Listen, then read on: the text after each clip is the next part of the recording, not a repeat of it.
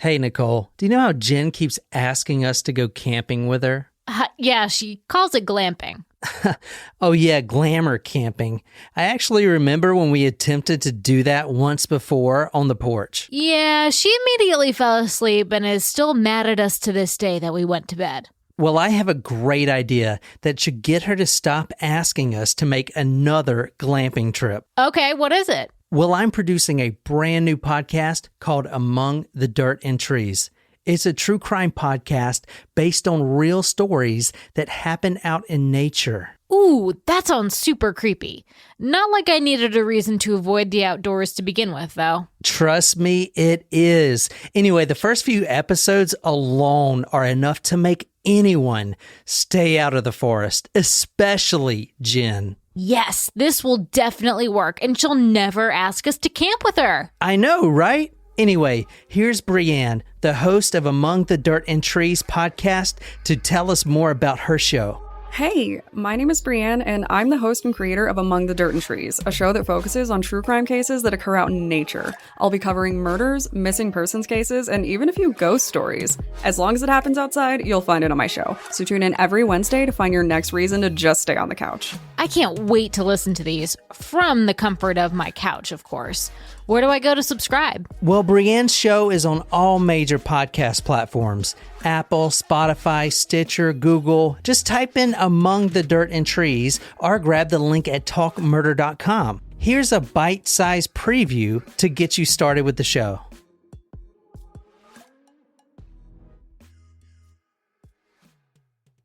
It's no secret that nature has held a special place in scary stories throughout the years. Out in the wilderness, the rules are just different, if there are any rules at all. And sometimes really bad things happen because of that. Nature has seen some of humanity's darkest moments, and in Among the Dirt and Trees, we're going to explore those stories and learn why sometimes it's just better to stay on your couch.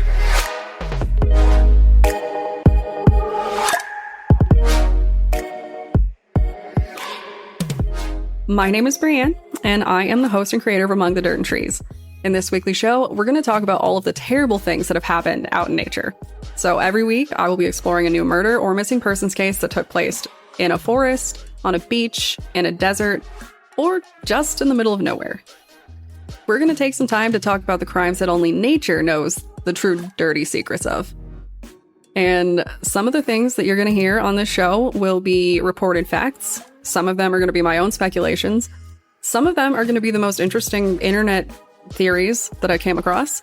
And hey, you might just find a few ghost stories every now and then too. Before we get started, I do have a matter of housekeeping. I have 2 rules for my show.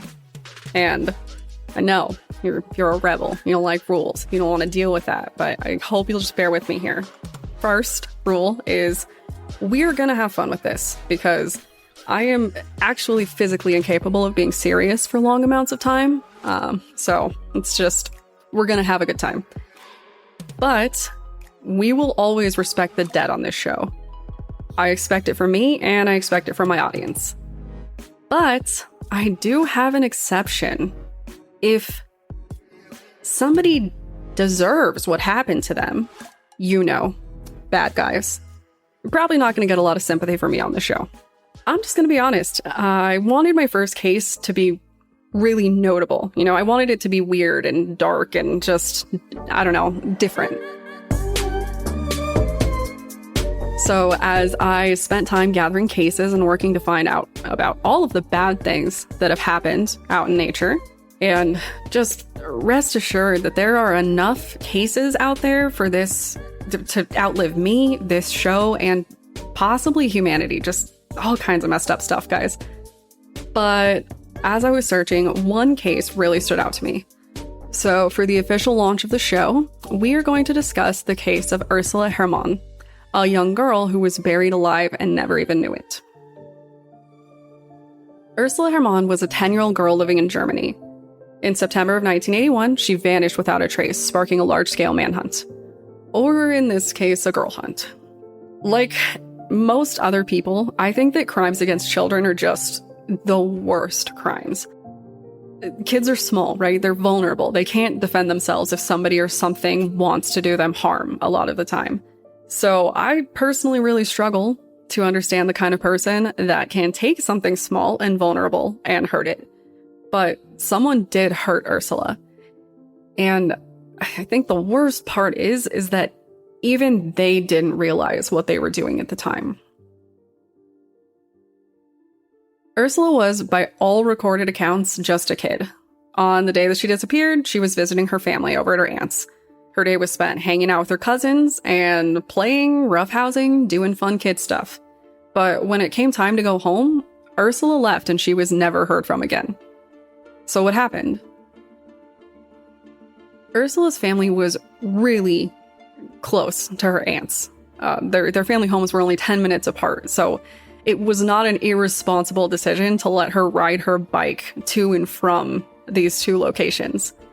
We've all been 10 minutes or more away from our parents, right? And sometimes, without them even knowing. Ursula's mom, she had no way of knowing that when she called over to have her family send Ursula home, that she would be leading her into the hands of some truly evil people. Nobody thinks when their kid is supposed to be home in 10 minutes that they're not going to come home in 10 minutes. There's no reason for it, especially not at this point in time, especially not in this kind of area. But Ursula didn't make it home, and she was never seen alive again. It didn't take long for Ursula's parents to suspect that something was wrong. Eventually, the idea that she had just gotten hung up or ran into issues with her bike gave way to a real fear. The kind that I'm pretty sure only parents truly know. The fear that something very bad happened to your child. I think part of what stuck out to me with this story is that my mom and my sister were actually in a really similar situation. My sister had ridden her bike to the gas station, and she was riding back, and her chain on her bike broke, and she didn't come home. So my mom obviously set out to go look for her, and while she's driving, she sees my sister just pushing her little bike along the road because her chain broke and she just couldn't make it back, right? And I'm sure that that's kind of what Ursula's parents thought happened, something like that, something normal. But as more time passed, that fear had to really start setting in. Within the hour, the search for her began. Too much time had passed to be justified, and that meant that something bad had happened. So Ursula's family, they set straight to work looking for her, but they found nothing. So soon, the cops and the neighbors joined the search. They called in dogs to find her, but they didn't find Ursula. Instead, the dogs managed to find her bike, which had been abandoned. When they found the bike, everyone knew it, right? Maybe they didn't say it just then, but they knew something really bad happened, and it happened in their neighborhood. So the more that they searched, the more that they began to worry. There was a bike, but there was no child with it. They began scouring the local lakes. They're pushing through the surrounding wilderness. Right? There's hazards out in the forest. And there were just too many places for her to be and not enough people to find her in such an expansive area. But then they got a hint. A phone call. One really disturbing thing about missing persons cases is just how many people like to toy with the families of the victims. It's a really common occurrence for police to receive fake tips and prank tips. Psychics and neighbors and kids have all been known to throw in false leads. This is really bad for an investigation, right? Police don't have time to go chasing down false leads, and not especially when a kid is missing, and time is everything in a case like this. To the detriment of the investigation, right? Things like this started coming in, and that is actually what they thought was happening when these calls started coming in. But the prank calls that Ursula's family was getting, they turned out to be real. When the first call came in, Ursula had been missing for nearly 3 days. Her parents were distraught, obviously. And I have no doubt in my mind that they were just sitting and waiting by the phone, like hoping for a call for any news that somebody had found Ursula and that she was safe. Instead, they got a really strange phone call. The phone rings. Ursula's parents say hello or something. And instead of a human being responding, they hear a jingle from the local radio station. I know that most of us don't listen to the radio anymore, right? I'm not paying for Spotify Premium to have to deal with any jingles. But it was 1981. Radio jingles were normal. They were kind of the jam, at least until they were used by kidnappers. So, this radio jingle plays. I can't even imagine what kind of fever dream her parents thought that they were in. Their daughter's missing, right? And someone calls and plays like a local radio jingle. I would literally think that I was hallucinating. I'd be like, oh, stress got to me. Game over. It's done. I've just disconnected from reality. Nothing followed the jingle. They played this jingle. It was silent, probably because Ursula's parents were so confused, and then they played it again. And then they just hung up. The calls kept coming continuously, just call after call throughout the day, playing this weird jingle and not saying anything. It made no sense, right? Someone was obviously messing with them or something. But the truth is actually a little more complicated and a lot more pathetic. After a full day of this insanity, Ursula's parents are just fried, right? They're sick of picking up the phone. They're sick of hearing this jingle. Nobody's saying anything, even when they try and talk to them. And then a letter came.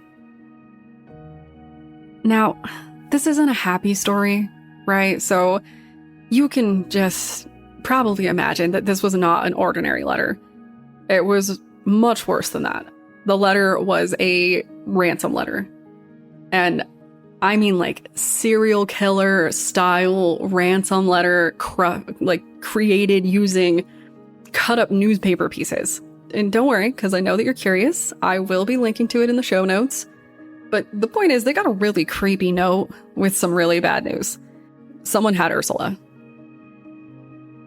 In the letter, the kidnappers made it clear that Ursula was at risk. They also made it clear that the only way to keep Ursula safe was to shell out 450,000 pounds to the kidnappers in exchange for her safe return. That isn't the worst part. These weren't just regular kidnappers that were looking to collect a sweet ransom on a charming little girl, right? They were also completely incompetent kidnappers, and that is where the trouble really started for this case.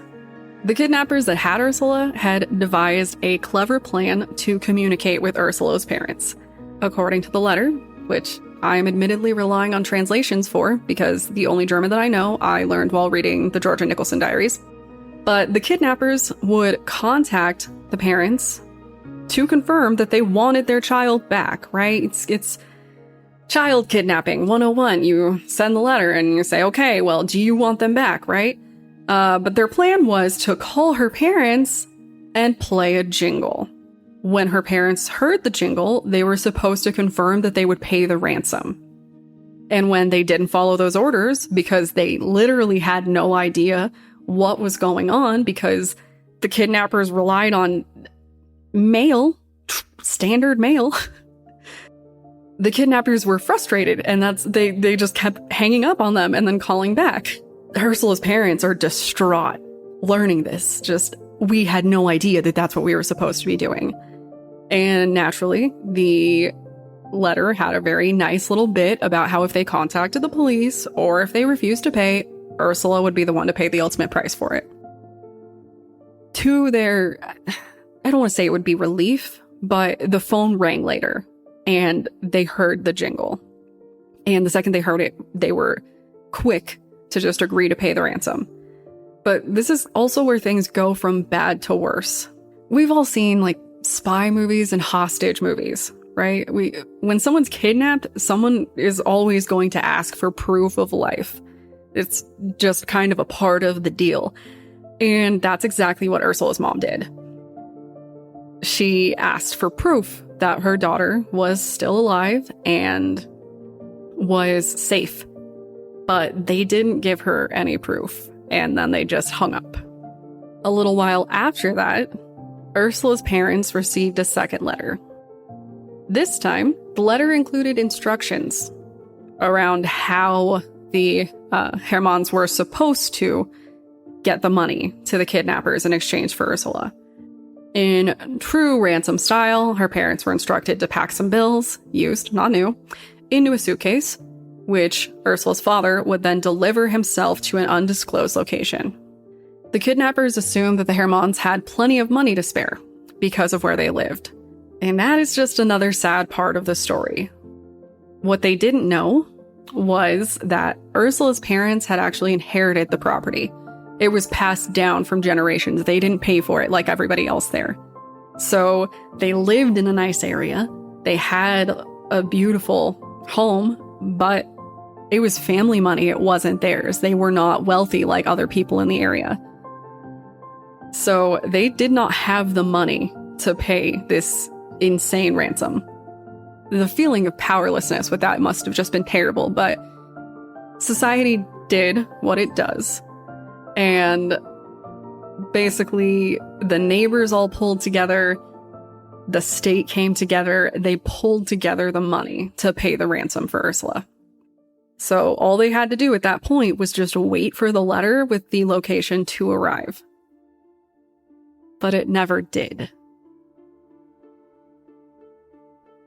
When the second week passed without hearing from their daughter's kidnappers, Ursula's parents were just more distraught than ever. They had done everything to ensure that they could get her back, and then the kidnappers just ghosted them, right? They left them on red. And at this point, the police don't even know if this is a hoax or not, right? Was somebody just messing around with them? Or did the kidnappers decide to back out of the deal? Did something happen to Ursula? They knew they couldn't just sit and wait for nothing, so cops went and they put together an even bigger search party, and they started going through designated grids in the nearby forest. After a few days of searching with cops and volunteers and dogs, they found something. The police search uncovered something really strange.